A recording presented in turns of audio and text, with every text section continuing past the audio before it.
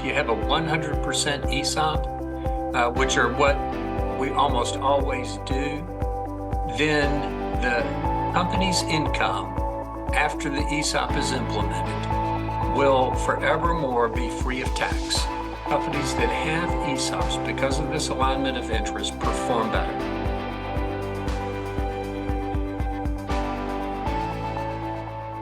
All right, welcome to another episode of Business Exit Success. Today, we're privileged to have with us Kelly Finnell, a distinguished expert in the realm of employee stock ownership plans, otherwise known as ESOPs. So with decades of dedicated service, Kelly has carved out a niche as one of the nation's premier ESOP consultants. He's helped countless business owners design and execute ESOPs, tailoring solutions that fit their unique needs and goals. He's also a sought-after speaker, having shared his knowledge at over 300 plus conferences worldwide. He's wrote a great book called The ESOP Coach, Using ESOPs in Ownership Succession Planning, which is a great guide for anyone interested in digging into these a little bit further. And today, he's here to share his wealth of knowledge, insights, and perhaps a few secrets on how ESOPs can be a game changer in your business exit strategy. So whether you're a business owner contemplating your exit or just curious about ESOPs, you're in for a great treat. So Kelly, welcome to the show. Thank you very much. Great to be here. Awesome. So yeah, maybe we can just start learning a little bit more about your background and your firm and what you're doing today. Yep. We are an ESOP consulting firm based in Memphis, Tennessee, and we do business all across the country. Last year, we did an ESOP for a company in Washington, the state of Washington, and in South Florida. And so literally north to south, east to west, and lots of spots in between. So we've been doing this over 40 years. We do on average about 10 to 12 ESOP transactions a year. So over the last 40 years, we've done well over 200 ESOP transactions, and ESOPs are all that we do. Gotcha. So you got plenty of reps, you know what you're doing, been doing it for a long time, which I can honestly say, folks, is something you want to have and someone to work with when you're going down these, because again, it can get complex, and we'll dig into that a little bit later. So yeah, what about just explaining from a high level the basics of an ESOP? So we know it's an employee stock ownership plan. There's a lot of great benefits to it, but how are they structured, just so we can get a first understanding there? Yeah, the answer to the question, what is an ESOP, is really two-part answer. The first, as you said, an ESOP is a retirement plan for a company's employees. But at the same time, it's also an exit and liquidity strategy for the company's owners. And so the way an ESOP works is that a business owner deciding to exit their company decides that they want to do it instead of via a sale to private equity or to a strategic buyer, that they want to exit their company and at the same time take care of their employees by creating this retirement plan for them that is funded with the company's stock. The employees don't purchase the stock that goes into their accounts. It's contributed by the company, and the company finances the entire transaction. And so an ESOP as a retirement plan is very similar to a 401k plan, but with three key differences. The first difference is that an ESOP can borrow money. The second difference is that it can engage in certain transactions with parties in interest. And the third difference is that an ESOP is required to invest primarily in the stock of the sponsoring employer. So when you take the fact that an ESOP is a 401k plan with those three key differences, the way an ESOP is structured is as follows. Most ESOPs are financed with a combination of bank debt and seller debt. And so the company goes to a bank, borrows money, takes that money and combines it with a seller note, which is simply an IOU, a promissory note issued by the company to the selling shareholder. And so the company has, or the ESOP has, those two sources of capital, cash from the bank loan and the promissory note. and it gives that to the business owners in exchange for their stock.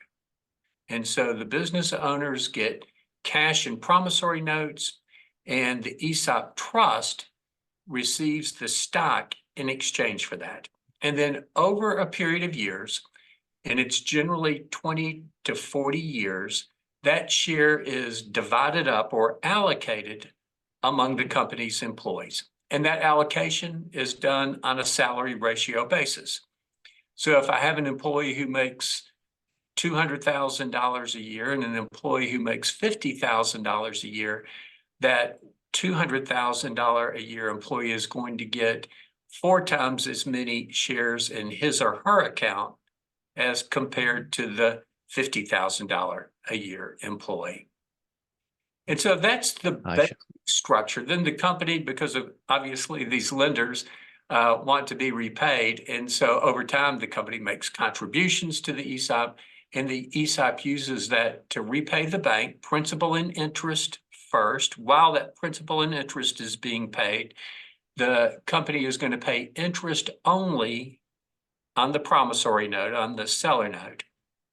Then once the bank is repaid, one of two things is going to happen. Either the company is going to go back to the bank and borrow another tranche of debt to pay off the seller note, or the company is just going to simply pay principal and interest on the seller note over a period of time. And so it gives a business owner a way to cash out of their company, cash in on their life's work, while at the same time benefiting their employees. Okay. So a few moving parts in how that is structured and how it works, but essentially, and this will kind of transition to some of the advantages because you started touching on those a little bit. You can give your employees equity in a company. You can have, it sounds like the owner can slowly, it's not an end all be all where they have to exit. They can slowly take chips off the table over time. And so maybe we can go into some of those advantages because I think that it eventually will transition into what type of culture you have in your company, which we'll come back to. But having your employees have some skin in the game. If you really want to try to grow your business and all have alignment, that should have some tremendous advantages, I would imagine. Can you just maybe talk some more about that? Yeah, I think the key word that you said there is alignment of interest. And that's what an ESOP does. Most companies, pay their employees a salary and a bonus, and that aligns the company and the employee's short-term interest. But an ESOP gives a company a way to do that and at the same time align the long-term interest of the employees and the company, because this is a retirement plan. And so if you've got a 40-year-old employee, this is a way to align their interests throughout their career for the next 25 years. Because the value of their account when they get ready to retire is going to be based on the value of the company. So the faster the company grows, the better the employees are going to do. And so that is a powerful performance incentive for employees. ESOPs have become a favorite topic of dissertations for people that are getting a PhD in management. And so there have been a lot of surveys about the difference between a company before it had an ESOP and after it had an ESOP. And all of these studies verify that this alignment of interest results in better company performance. There are also studies that compare companies of the same size and the same interest industry that have an ESOP and that don't. And that same fact is borne out that companies that have ESOPs, because of this alignment of interest, perform better. Yeah, I would imagine that's completely accurate. And if you compare it to, a traditional 401k, I'm sure everyone is familiar with the 401k, where, you're investing your retirement funds in different funds, ETFs, mutual funds, maybe some individual stock, where the ESOP, and correct me if I'm wrong, but you're investing in the actual company stock. So imagine it as, in your 401k, you got large cap, mid cap, small cap, different buckets of sizes of companies and stocks and ETFs. This you're putting everything in the business itself. So you have more control, which I'm sure a lot of business owners like instead of betting on the stock market, but you're kind of betting on yourself and to your employees, giving yourself some diversification. So just kind of comparing 401k versus ESOP, maybe shed a little bit more color on that if you can. Yeah, almost all of our clients, when we first meet them, have a 401k plan in place currently. And we encourage them to maintain that 401k after they've done the ESOP. Because as you implied, an ESOP is kind of the ultimate non-diversified investment. All of my eggs are in one basket, and that basket is the company that I work for. And so that provides this powerful alignment of interest and incentive for the company, for the employees to perform well. But you also want to have that safety net in the 401k plan, where, as you mentioned, they have all of these funds that are available to them. So the two plans together work really well. And, traditionally, companies way back in the day had defined benefit plans that took care of their employees. And one of the things that we've learned is that 401k plans don't stack up and compare well to defined benefit plans. But if you combine that with another plan, like an ESOP, then you can have employees who have a really significant retirement benefit and a comfortable retirement for themselves and their families. Yeah, and for those that don't know, the defined benefit plans are like the pensions back in the day, which some companies, really big companies, maybe have them, but they become dinosaurs. They don't really exist anymore. Yep, that's exactly right. So that all sounds great. What about the disadvantages, if there are any? Because I'm sure this is not a one size fit all plan for business owners. Are there any disadvantages to the plan or any misconceptions out there that maybe we can address? Well, you've already touched on one of the big disadvantages, and that is complexity. ESOPs are not complicated. Each one of the individual pieces of an ESOP by itself is easy to understand. The problem is you've got this multitude of concepts, 20 or 30 concepts, which each by themselves is easy to understand. But when you put them all together and shake them up in the basket and throw them out on the table, it can become very complex. And so the difference between complication and complexity is the theory of relativity is complicated. I can't understand that. But complexity can be managed if you have a good advisory team. And if you're working with people who have been doing this for a long time and know how to communicate these complex topics in a business owner's language rather than technical legalese. And so you mentioned my book earlier, and that was really the goal of the book, was to take this complex topic and put it in the language of business owners. And business owners, I've learned over the last 40 years, work best with examples. So there are about 8 case studies in there that business owners can find one that looks like them and identify with, and learn what time it is instead of focusing on how the clock was made. And that just, I think, is very beneficial. Yeah, again, I would recommend folks to get the book, to just understand how it works, the benefits, see if you're a good fit. And maybe you can just shed some light on what characteristics do you think they have who would be a good fit for an ESOP? Because they already have a 401k. Yep. Is there a size, structure, number of employees? What would you say there?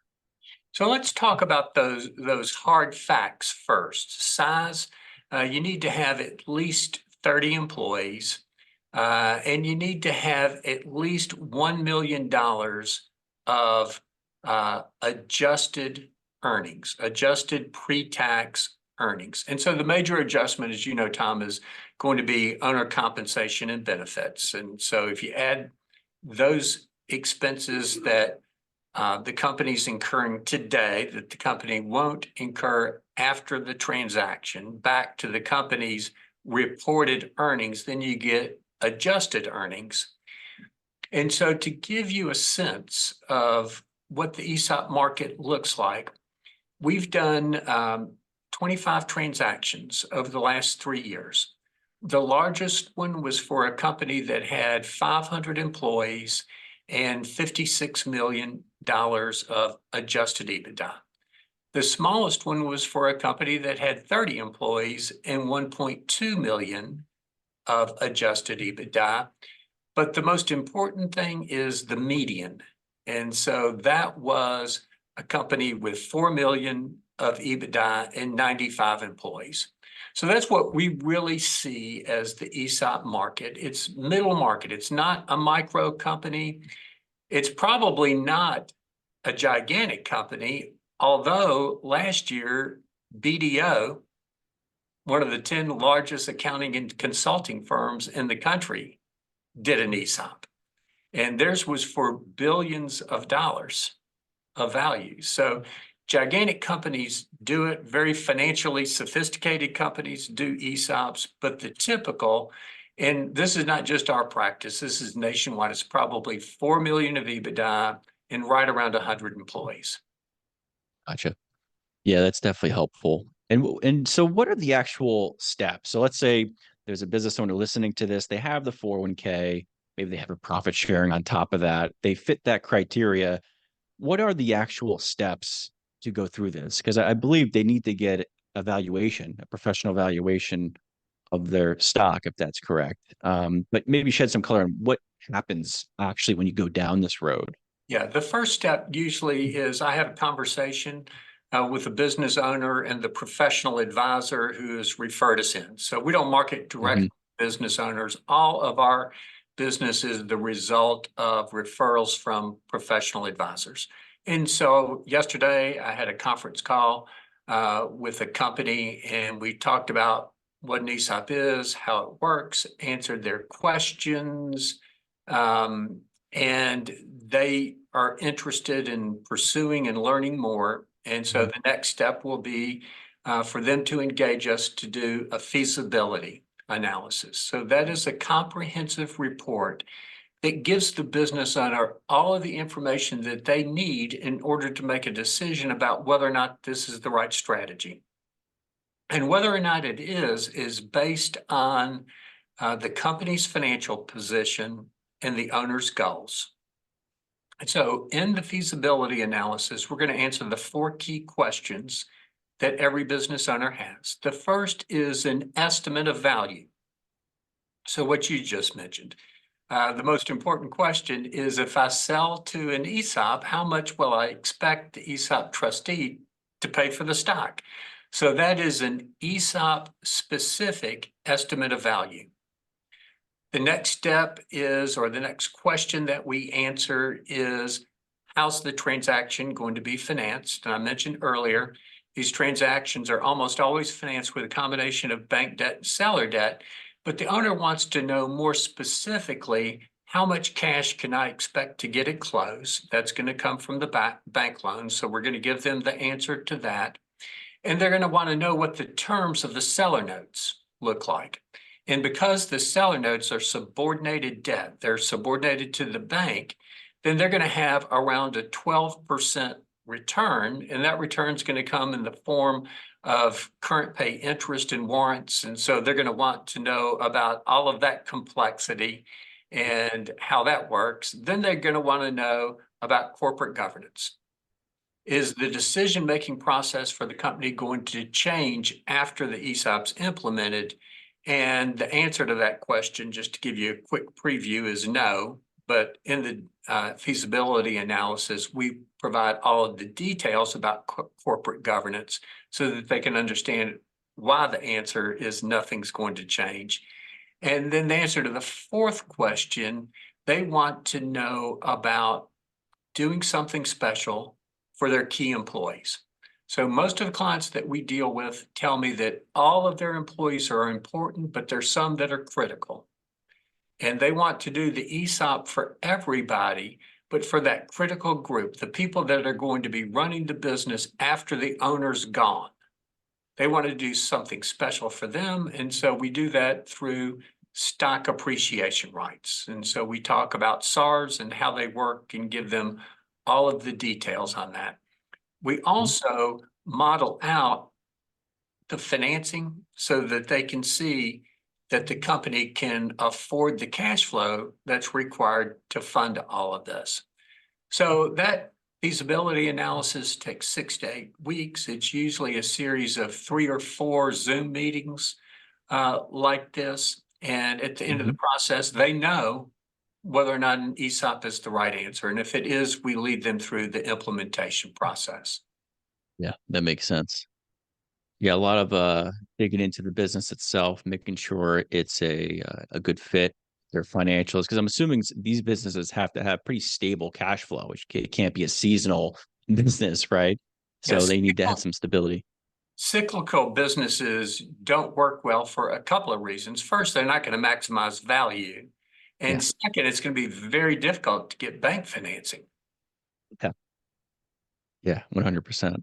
So an ESOP is an internal way of exiting, an internal option, and then there's external options. You sell to private equity, strategic buyer, competitor, whatever that may be, all with different tax benefits, pros and cons to each.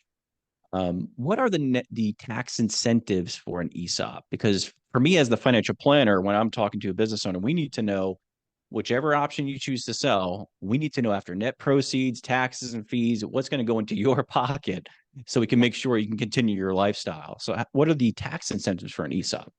Well, the first is the biggest, and that is if you have a 100% ESOP, which are what we almost always do, then the company's income after the ESOP is implemented will forevermore be free of tax.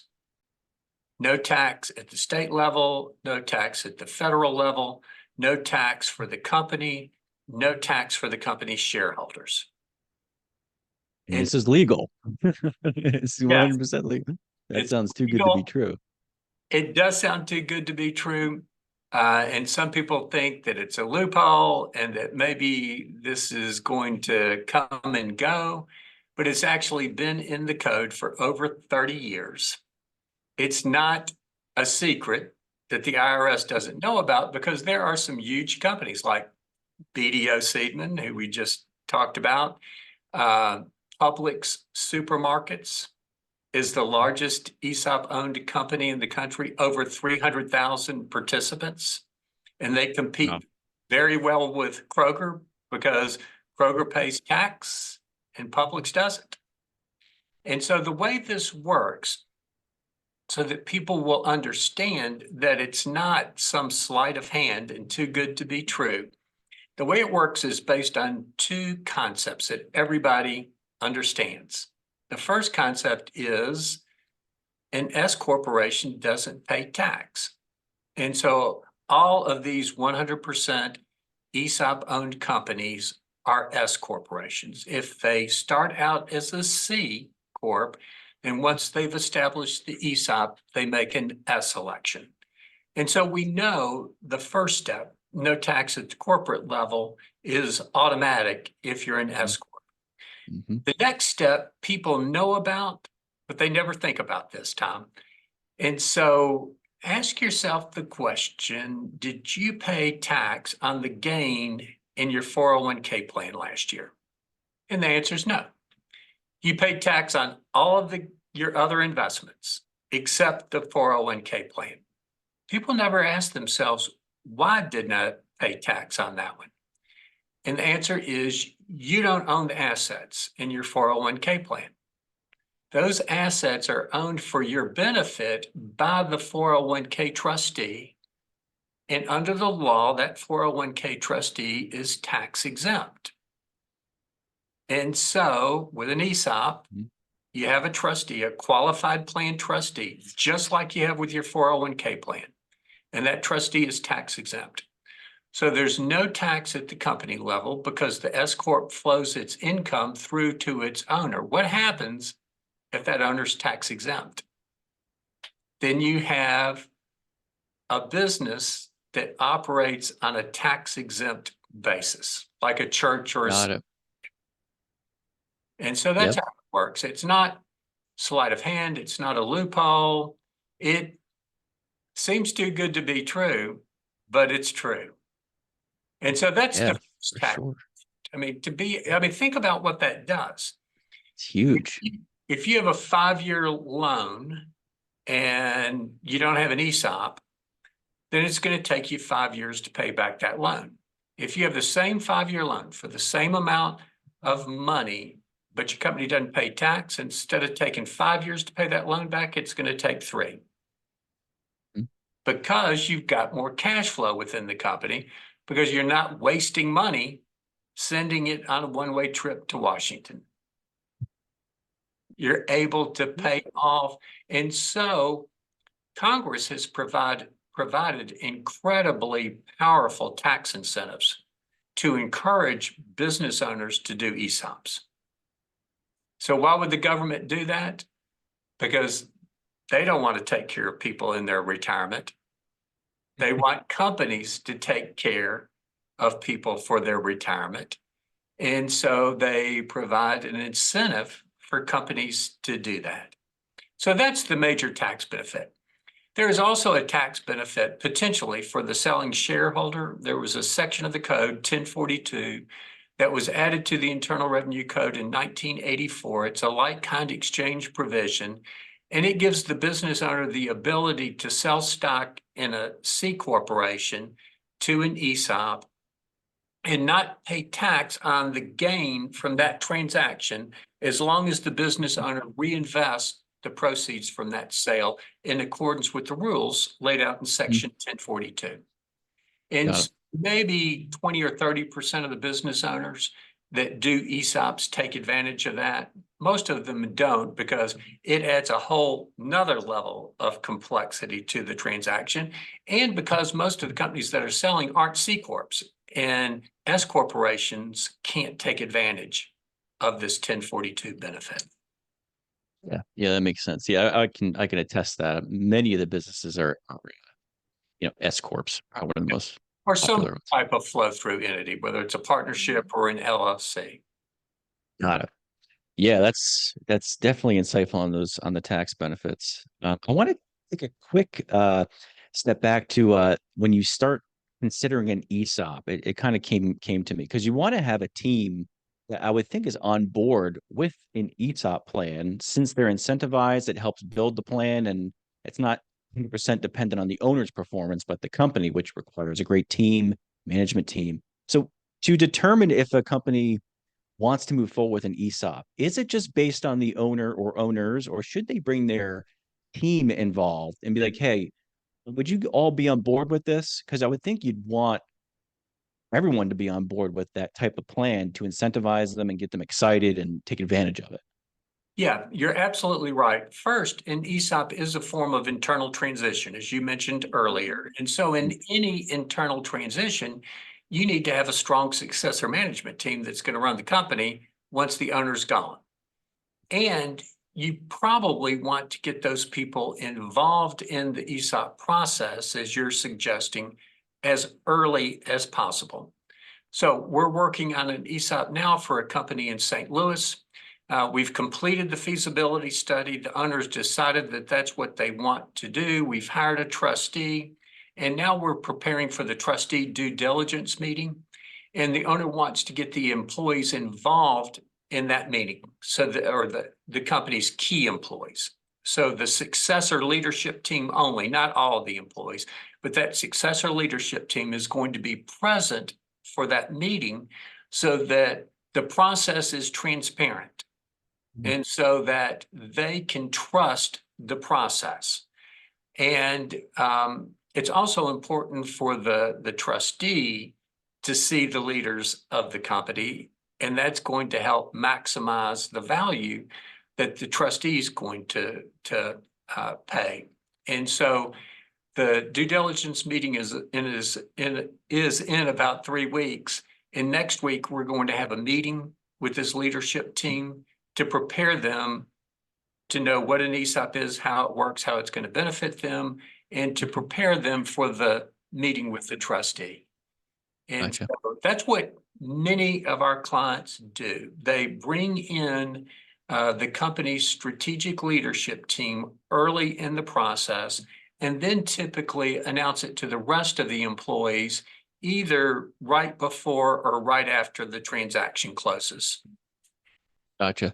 Yeah, I love this because this will be a great fit for, I would assume, family business owners that want to keep their name in the company or their reputation within a community, as opposed to going to private equity and selling to them. They're notorious for changing up the whole game 6 months to a Yeah. year later, potentially getting rid of people, changing the culture. So the ESOP, again, going back to flexibility and control, an owner or family owners of a business can preserve their legacy and their reputation in a community by going down this road because you have your hands on the dials on what happens essentially, right? While at the same time protecting and rewarding their employees. Exactly. And so I often talk about two types of business owners. There are business owners who are only concerned about two things when they sell their company: maximizing the price and getting the most cash at close. And that's fine. I mean, if that's the goal of the business owner, there's no judgment on my part. But I've seen a lot of business owners over the last 40 years that are interested in a more comprehensive vision. They want to do those two things, but they also want to do something for the people that help them get to the point where they are, where they can cash in on their life's work, because they didn't do it by themselves.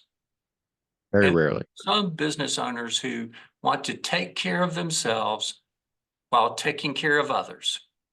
And those others often are their employees and their communities. We see a real close correlation between people that are interested in ESOPs and people that are interested in charitable giving. And so it's amazing how often we'll do an ESOP, and prior to the transaction, the owner will gift part of their stock to the community foundation, to a donor advised fund at the community foundation. And then when the ESOP transaction happens, the ESOP purchases stock from that donor advised fund, and at the same time purchases the stock that the shareholder retained. And so it might be, for example, 10% to the community foundation and 90% he retains. And at close, the trustee buys it all. And the family has not only the legacy of the company name remaining in place, but they also have a charitable legacy through gifts that they can make through the donor advised fund. Yeah.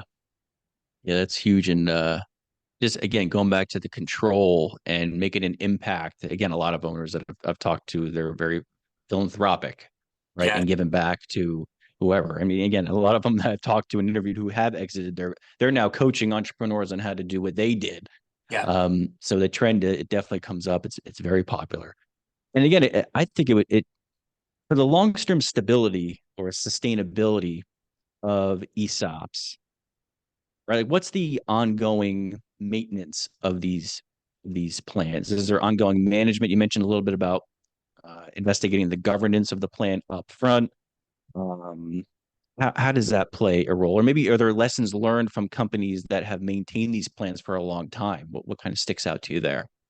Well, in terms of maintenance, you're going to have a TPA, a third-party administrator for the ESOP, that's essentially going to do the ESOP's accounting work.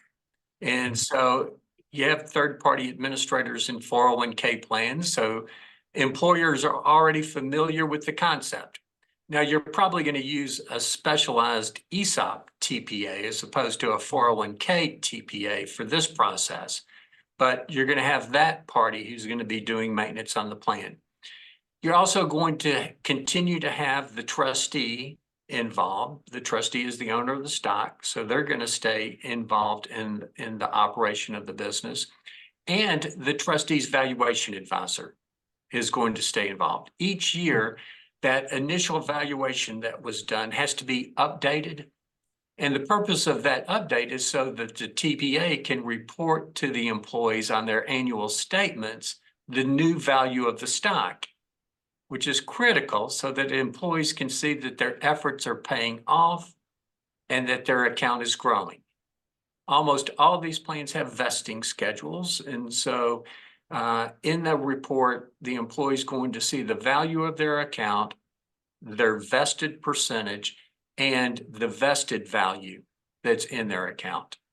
And so we usually, on an annual basis, will work with our employers to do what we call a stock reveal meeting, which is an annual meeting where we tell the employees, look, last year your stock was worth $10 a share. This year it's worth $12.50 a share. Then we give them their participant annual statement and say, this is what that means to you. Gotcha. So then when you're working with businesses, you work with them on an ongoing basis. It sounds like so on an annual basis, you're coming back and helping them reevaluate. It's almost Yep. getting an annual evaluation every year. Yep. To some extent. Gotcha. Awesome. So for business owners listening, what advice would you give to these folks who are considering an ESOP, or maybe they have a 401k again with the profit sharing, and they're considering these kind of things? What are key questions they should ask themselves to evaluate if they would be a good fit? Maybe 3 to 4 that come top of mind to help them. Yeah, I think they're about to engage in the most important business transaction of their lives. And so I would encourage them to do research. They can go to our website. We've got tons of educational information on our website. We've got a piece called Succession Planning Guide, which is going to give them an overview of an ESOP and very business owner friendly language. It has charts and graphs. I would also encourage them to take a look at my book. One of the chapters in the book compares a sale to an ESOP to a sale to a third party. And so I think that comparison can be helpful. There also are 2 great ESOP industry associations, and they can do some research on their websites. One of them is called the ESOP Association of America, and the other one is called the National Center for Employee Ownership, or NCEO. And so there's great educational information on our website and on those 2 industry association websites. So I would encourage them to do their research, talk to their advisors, their lawyer, their CPA, get connected with someone like us that is in the specialty field of ESOP advising, and explore their options. Yeah, I say this a lot on my podcast, is just start getting educated. Yes, How it works. absolutely. Just so you don't go in blind. Work with someone who's done this before. Obviously, Kelly's been down this road a few times, and start with a book. Yep. It's on Amazon. It's easily accessible. Everything you just mentioned too, just for folks that are listening, I will include all links in the show notes to get access to that stuff. So that would be fantastic. Yeah, Kelly, any closing thoughts? Anything that we missed on ESOPs for business owners? Anything, parting words? Well, I really appreciate the opportunity to have this conversation.